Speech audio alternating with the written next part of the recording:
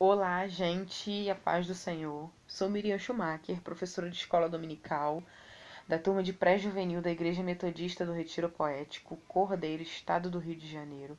E hoje nós vamos falar sobre a 8ª lição da apostila de missão e evangelização, a apostila que a gente vem trabalhando.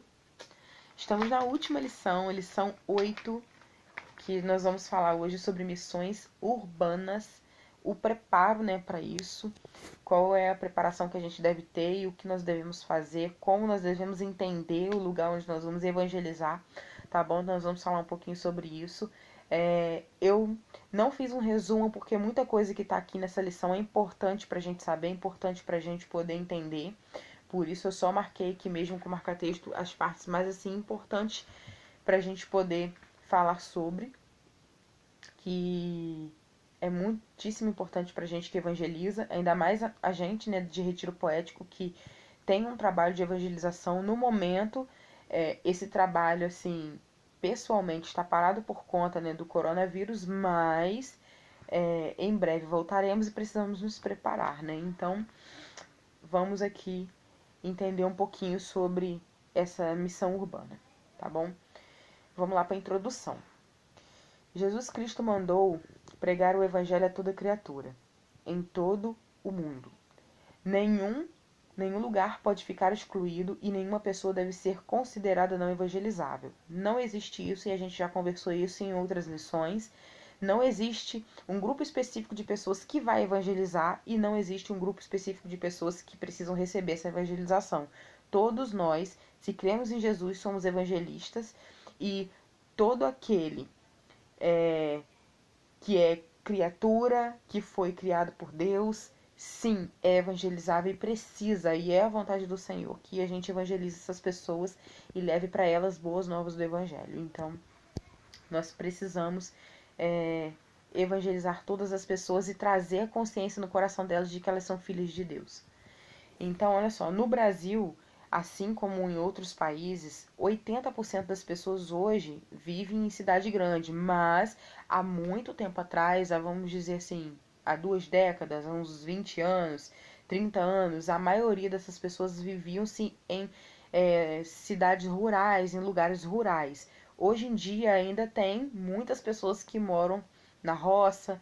Por exemplo, algumas pessoas que moram, vou citar o Paraíso, por exemplo. Hoje é um lugar que tem um acesso, tem acesso à internet, tem acesso à televisão, tem acesso à igreja, mas ainda existem muitos lugares que não têm esse acesso. Então é um grande desafio para as igrejas evangelizar nesses lugares. Então, assim, e considerando que as cidades grandes têm, graves problemas próprios mesmo do crescimento urbano desordenado, que são submetidas tais coisas como concentração excessiva de pessoas, desigualdade social, problemas de habitação, favelas, falta de saneamento, falta de saúde e todas essas coisas. Quando uma cidade muito grande vai crescendo, os problemas crescem junto com elas. E aí, cresce também o problema para a igreja em questão de evangelização. No que diz respeito, à evangelização, as cidades oferecem facilidades em alguns momentos e dificuldades. Como veremos adiante, as igrejas precisam ter estratégias de trabalho para alcançar as cidades. Há diferenças entre evangelizar uma metrópole, uma cidade, maior, e uma cidade do interior, com toda certeza. Nesse estudo, nós vamos dar uma olhada para entender um pouco como evangelizar nesses dois lugares, porque tem uma diferença enorme, Então, assim, os fenômenos das cidades. No início, tudo que os homens... no início de tudo, os homens viviam nas áreas agropastoris. Com o passar do tempo, a escassez de bens e de uma série de coisas, obrigava as pessoas a saírem dali em busca de outros locais, para sobreviver. e para procurar uma qualidade de vida melhor. Sempre houve uma tendência para o homem se concentrar em um lugar, né, populacional ali, e até mesmo tem a história da Torre de Babel, né, em que teve ali uma tentativa, né, de concentração urbana que, na verdade, o Senhor não aprovou. Porque o desejo do Senhor, desde o início, era o quê? Que a gente se multiplicasse e se espalhasse pela terra, e não se concentrasse num lugar só, entendeu? Mas o Senhor queria que se espalhasse as pessoas pela terra, e isso acabou acontecendo porque ele não aprovou esse tipo de coisa, de todo mundo se aglomerar em um lugar só, e ele fez com que ninguém entendesse nada e cada um fosse para um canto, e desse jeito que surgiu, né, as cidades e tal. Então, o desejo do Senhor sempre foi ter pessoas espalhadas por todo canto, mas como o pecado chegou até nós, agora o desejo do Senhor é que o evangelho alcance essas pessoas, né? Jesus, no seu ministério terreno, ele desenvolveu a evangelização tanto nas áreas rurais quanto nas cidades. Andava de cidade em cidade. Chegou à cidade, viu, chorou, pregou, né? E a gente precisa seguir, né, esse exemplo de Jesus e enfrentar mesmo os desafios da evangelização e das missões, assim como o Senhor Jesus, que amava e era apaixonado por pessoas, nós também precisamos, né? A gente precisa entender que para fazer missão, para fazer evangelização, embora nós sejamos chamados para isso, nós precisamos amar vidas como Jesus. Esse, assim, é o princípio de tudo, desde o início que a gente fala sobre isso, né? E Jesus, ele era e é apaixonado por vidas, e isso fazia com que ele andasse de cidade em cidade, pregando o evangelho, pregando as boas novas do evangelho, dizendo: eu sou o caminho, a verdade e a vida, e ninguém vem ao Pai a não ser por mim. E esse ainda é o desejo do Senhor, que nós, como testemunhas, embaixadores do reino, anunciemos esse evangelho, essa boa nova, né? Então, existem aí uns desafios aí nas missões urbanas. As cidades, com sua complexidade social, cultural, econômica, emocional e espiritual, constituem-se campo propício para a atuação da igreja ou do inferno, dos cristãos ou dos feiticeiros, dos homens de bem ou dos assassinos. A cidade que vivemos é um campo de batalha entre Deus e o diabo. A cidade pertencerá aos céus ou ao inferno, depende de quem agir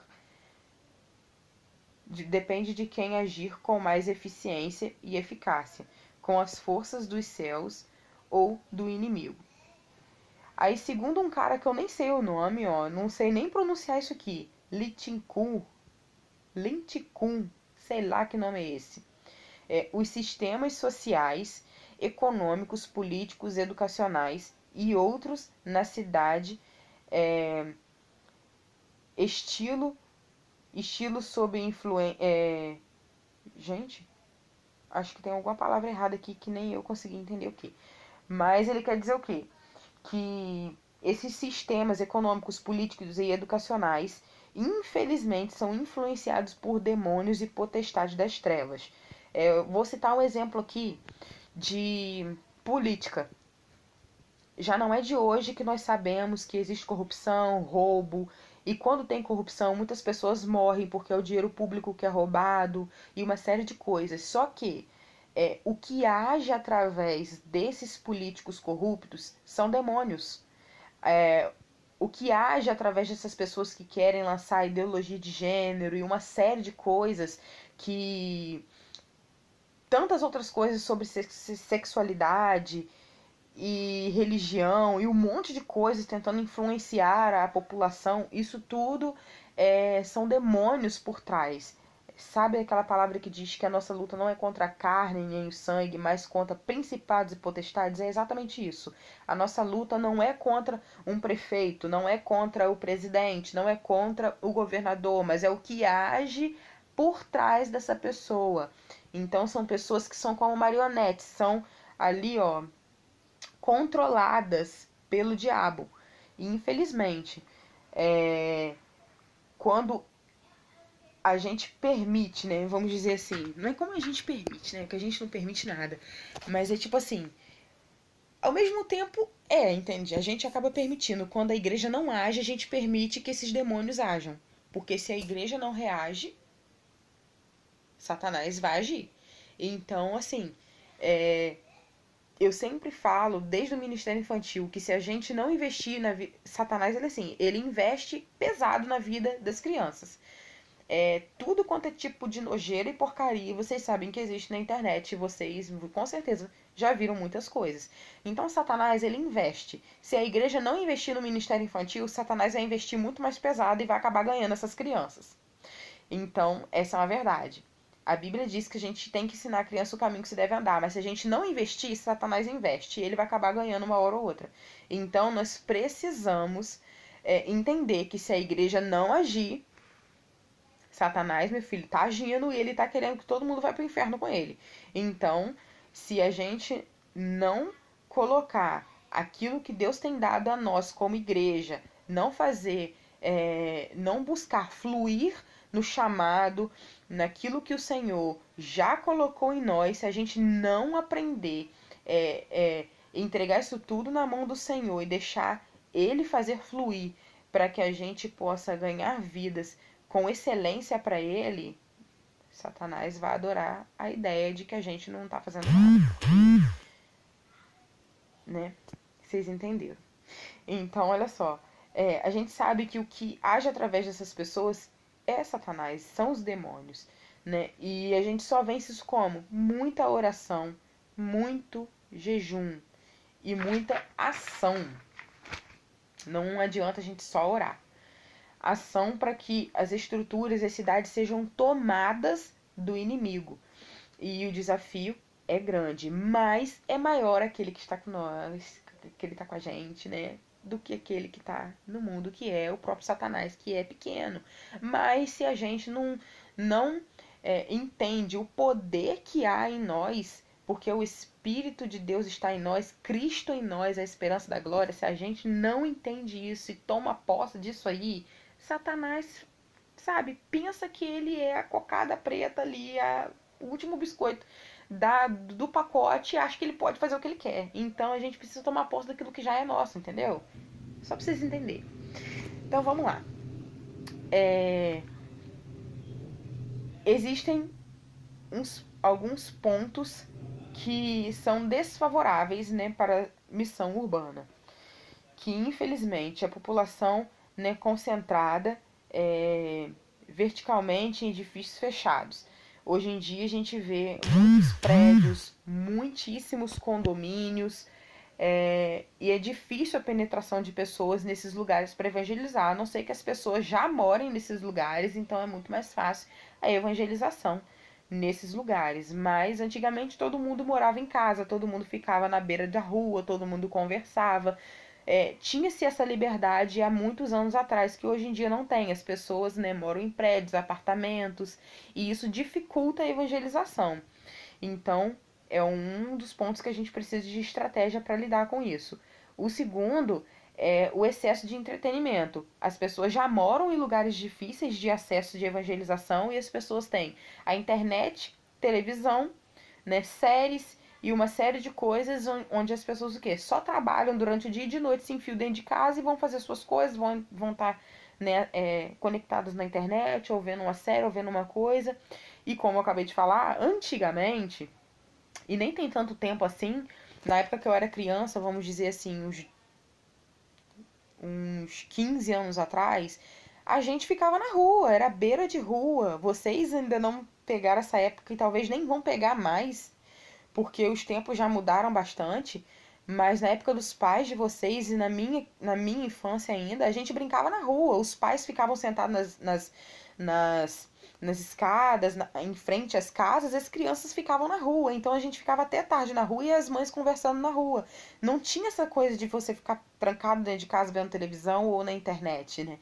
As pessoas tinham acesso umas às outras. E hoje em dia é um pouco mais difícil, porque as pessoas trabalham o dia inteiro, de noite elas estão dentro das suas casas, conectadas em algum lugar onde quem estiver evangelizando na rua, por exemplo, não tem como, a não ser que seja um outro tipo de evangelização, né? Que nós vamos falar lá atrás, alguns... Como é que é? Tem um nome aqui muito interessante, que são alguns meios, né? Algumas ferramentas de evangelização para alcançar essas pessoas que estão enfurnadas dentro de casa, né? Que é o único jeito. E a terceira, a concentração de diferentes igrejas, diferentes ideias, diferentes visões. Isso pode confundir as pessoas e trazer uma resistência muito grande. A gente sabe que existem várias visões, existem igrejas de tudo quanto é tipo, e no meio de igrejas existem seitas fingindo serem igreja, né? Os falsos profetas que a Bíblia já vem nos alertando há muitos anos, né? Que vão existir esses falsos profetas e vão existir muitas seitas com nomes de igrejas que na verdade não são igrejas, não são de Cristo, nem pregam Cristo, nem acreditam em Cristo, mas estão aí para confundir as pessoas. São pessoas o quê? Infelizmente, conduzidas por Satanás, que o desejo dele não é que as pessoas vão para o céu, é que as pessoas vão para o inferno. Então, ele infelizmente manipula as pessoas, coloca os seus embaixadores ali para manipular as outras e confundir, para elas não saberem qual é a visão certa, qual é o lugar certo, qual é a mensagem que de fato vai levar para o céu, e isso confunde muitas pessoas, né? Então, diferentes religiões, seitas, pregações contraditórias, né? Perdão. Então isso confunde muitas pessoas, trazendo uma confusão, as pessoas não sabem para onde ir e acabam não indo para lugar nenhum e acabam não aceitando as palavras, né, que são lançadas na vida delas. Alguns evangelizam de fato, de verdade, para as pessoas irem para o céu, mas outras estão aí para confundir, né? Quarto, né, o elevado grau de materialismo e consumismo. Hoje em dia o homem ele acha que ele é autossuficiente. Aí eu trabalho, compro meu carro, compro minha casa, compro o que eu quiser, não dependo de ninguém, não dependo de Deus, não é Deus que me dá dinheiro, é eu que trabalho e eu que posso, é eu que faço, coitado dele.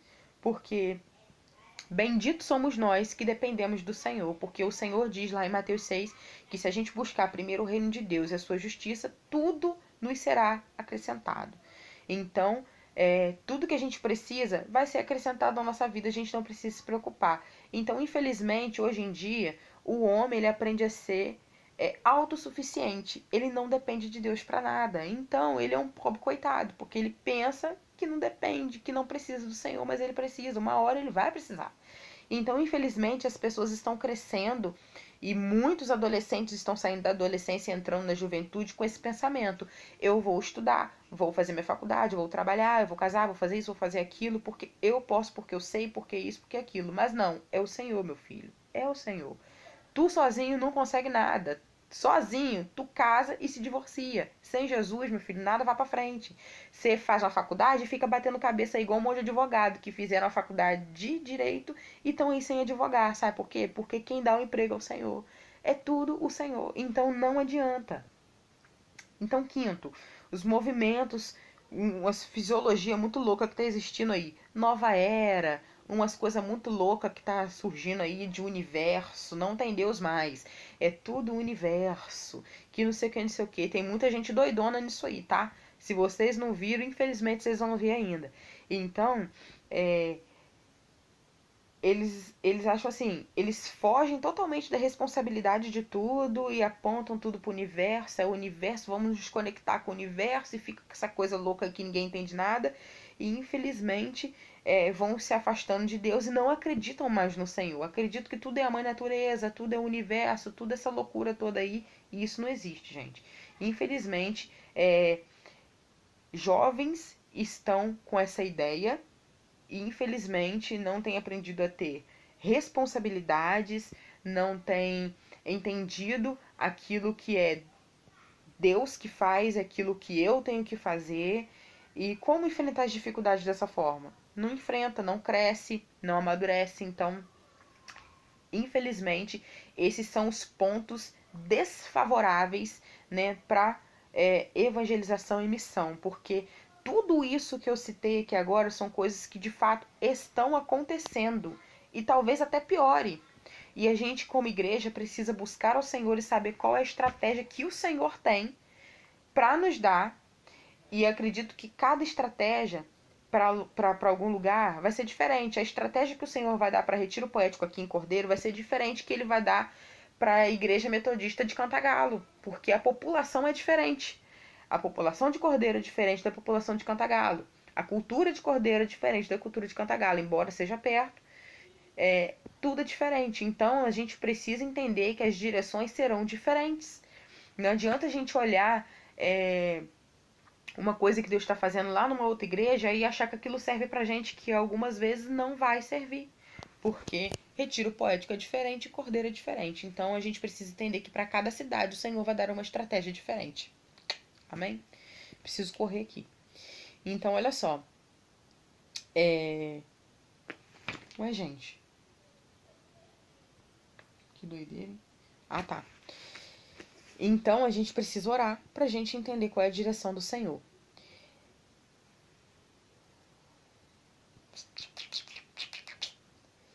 Outra coisa é que, assim, como a gente preparar, né, pessoas, né, para evangelização nas cidades?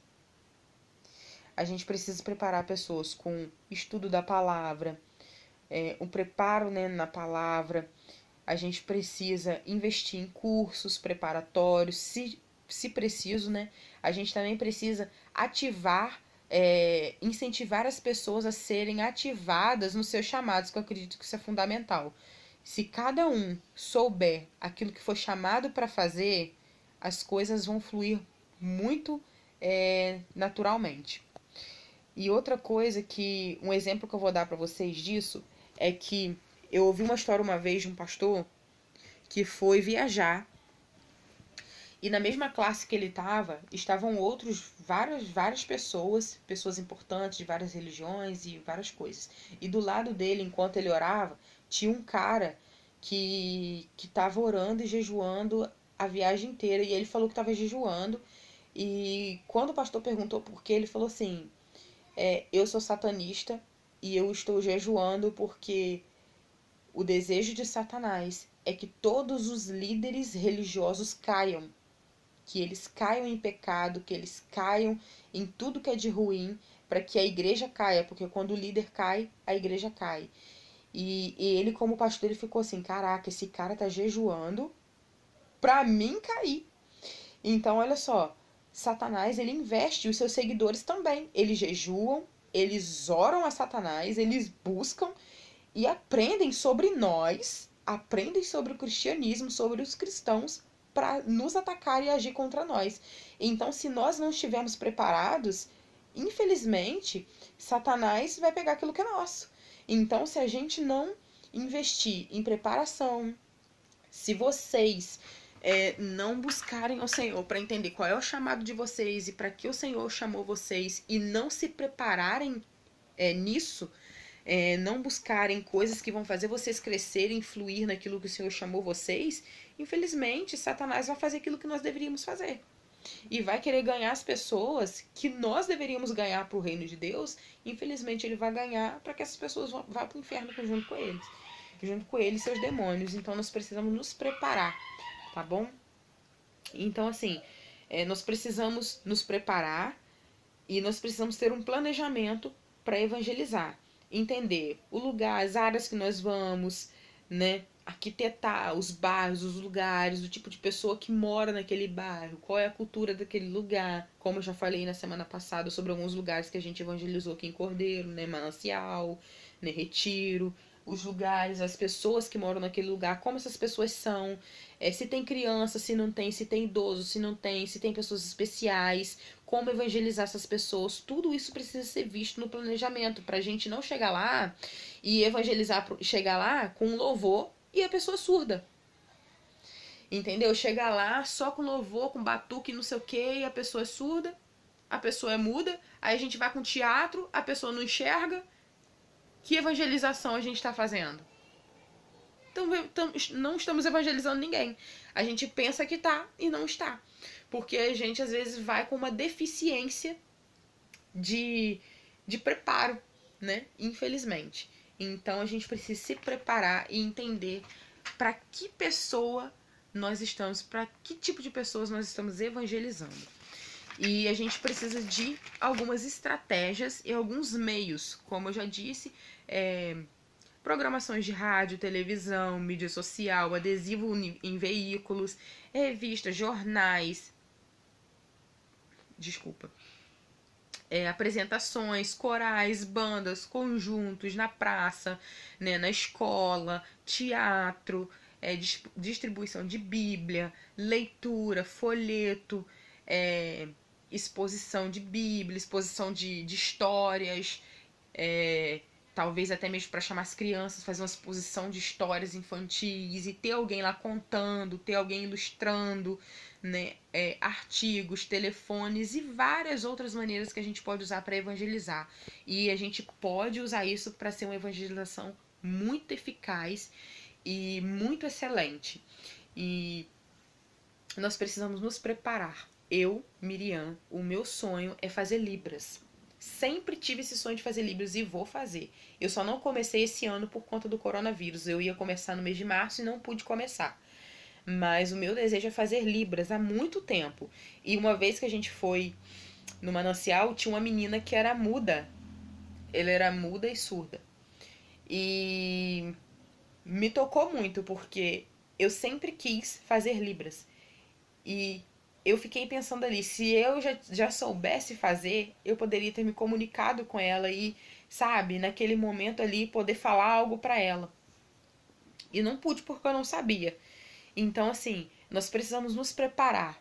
Como a gente se prepara, como a gente evangeliza uma pessoa que é especial, como evangelizar uma pessoa que não escuta, uma pessoa que não vê, uma pessoa que não fala, como evangelizar nessa pessoa, como ir até alguém que tem uma deficiência, que entende pouco, que tem pouco entendimento, como, né? Então, nós precisamos nos preparar para alcançar todas as pessoas, todas, todas, todas, todas, porque o desejo do Senhor é alcançar todas as pessoas são evangelizáveis, foi o que a gente viu aqui.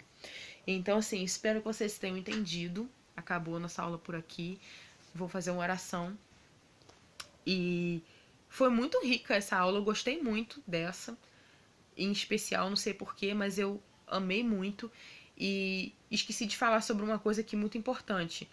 Que, infelizmente, quando não há um grupo na igreja para discipular essas pessoas que são evangelizadas, 90% desses trabalhos vão para o ralo.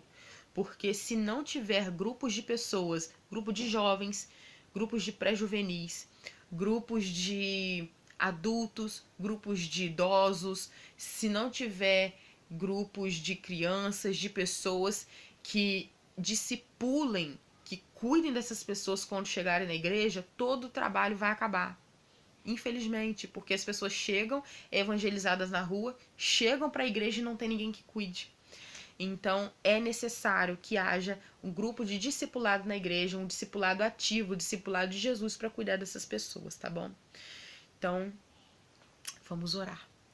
Senhor Deus, eu te agradeço por essa palavra, por esse estudo riquíssimo. Eu amei, tô apaixonada por esse estudo. Espero, Deus, que a gente venha com uma bagagem boa e um entendimento bom, Senhor Deus, do Teu Espírito, para entrar já na aula de discipulado e entender, Senhor Deus, que através da missão, através da evangelização, nós ganhamos pessoas para o Senhor e precisamos cuidar dessas pessoas. Ativa em nós, Senhor Jesus, a paixão, o amor por vida, Senhor Deus, a ponto de, mesmo com o coronavírus, a gente não deixar de evangelizar. A gente buscar no Senhor estratégia, meios para estar evangelizando pessoas em nome de Jesus. Cumpre em nós, Senhor Deus, o Teu querer e através de nós em retiro poético, porque nós cremos que o Senhor em nós é a esperança da glória. Em nome de Jesus, nós te agradecemos por essa palavra e por esse estudo. Em nome de Jesus. Amém. Que Deus abençoe vocês. Gente, Kedma vai me matar aqui, 29 minutos de estudo. Mas, enfim, não teve jeito. Era importante. E a última aula com chave de ouro, né? 30 minutos. Então, Deus abençoe vocês. Amo vocês. Qualquer dúvida, falem comigo. Não deixe de falar, tá bom? Deus abençoe muitíssimo vocês.